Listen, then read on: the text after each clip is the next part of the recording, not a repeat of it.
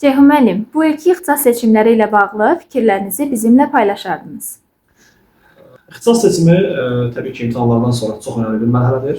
İxtisas seçimi hər bir abituriyentin gələcək həyatına çox təsir edəcək bir faktordur. Onun gələcəkdə hansı sahə ilə məşğul olacağını müəyyənləşdirən bir faktordur.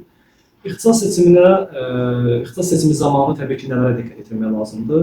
İlk öncə Dövlət İmtahan Mərkəzinin nəşr etdirəcəyi abituriyent jurnallarını gözləmək və rəsmi statistikalara söykənmək lazımdır. Yəni oradan, buradan yeni faktlara əsasən 150 balla falan universitetlərə qəbul olmaq olar.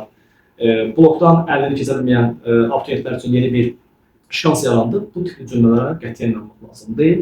Yalnız və yalnız rəsmi statistikalara söykənmək lazımdır. Bu jurnallar çıxandan sonra ətraflı şəkildə statistik məlumatları təhlil edildikdən sonra artıq abituriyentin ixtisas seçimini etmək olur. İxtisas seçimi zamanı abituriyent nələrə diqqət etməlidir? Bax, bu məsələdən danışmalıyıq ilk növbədə. Birincisi, sistemi dəqiq bilməlidir ki, sistemdə ardıcıl olaraq qeyd olunan həmin o 15 plan yeri, ixtisas yeri, onlar ayrılmış yerlər hansı ardıcıla düzülməlidir? Digər bir tərəfdən əsas diqqət nəyə lazımdır? Bəzən görürük ki, çox təəssüf olsun ki, 650, 660 bal yığan abituriyentlər universitetlərə qəbul ola bilmirlər. Bu da nə ilə bağlıdır? Demək ki, onlar, belə deyim, düzgün fikirləşmirlər. Çünki biz bildiyimiz kimi bəzi fakültələrə olimpiada qalibləri yerləşdirilir və həmin olimpiada qalibləri həmin fakültənin, belə desək, plan yerlərini doldurduqdan sonra artıq, axı biz bilirik, olimpiadada qalib olan, belə deyim, şagirdlərimiz birbaşa həmin universitetlərdə oxumaq hüquq qazanırlar və bunu nəzərə almayan 650-dən yuxarıya abituriyentlər bəzən çox təəssüf olsun ki, 1 və yaxud 2 yer yazırlar ki, bu da onların belə desək, universitetlərdən kənarda qalmağına gətirib çıxardır.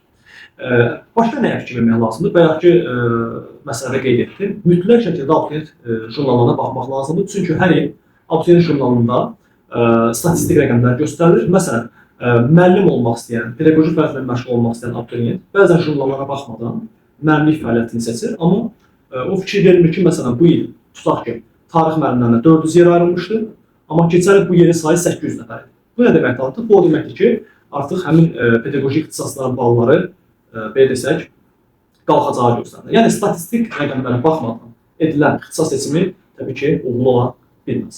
Qaldı ki, bu il balların qalxıb enmə məsələsinə gəldikdə, dediyim kimi, danışmaq çox tezdir. Çünki Dövlət İmtahan Mərkəzi həmişə avqust ayının əvvəllərində hər qrup üzrə statistik, belə deyim, jurnallar çıxardır və həmin jurnallarda artıq hər ilin orada müqayisəli cədvəli göstərilir. Amma ilk baxışdan onu demək olar ki, təbii ki, bu iki buraxılış imtahanları nisbətən ağır oldu keçən il baxanda və əsas da abituriyentlərimizin əksəriyyətində zamanlama, belə deyim, prosesi o qədər uğurlu olmadı. Əksər şagirdlərimiz vaxtın çox az olmasına şikayətləndilər. Təbii ki, bu da buraxılış imtahanının, belə deyim, nəticələrinə təsirsiz ötüşmədi.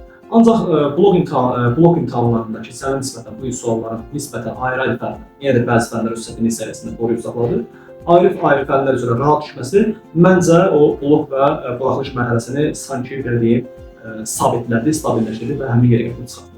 Amma yenə də sonda onu deyim ki, mütləq şəkildə abituriyent jurnallarının nəşrini gözləmək və onlara baxaraq dəqiq analiz edərək nəticələr çıxartmaq lazımdır. Hər bir abituriyentimizə ixtisas seçimində və gələcək ümumiyyətlə peşələrində uğurlar arzulayırıq.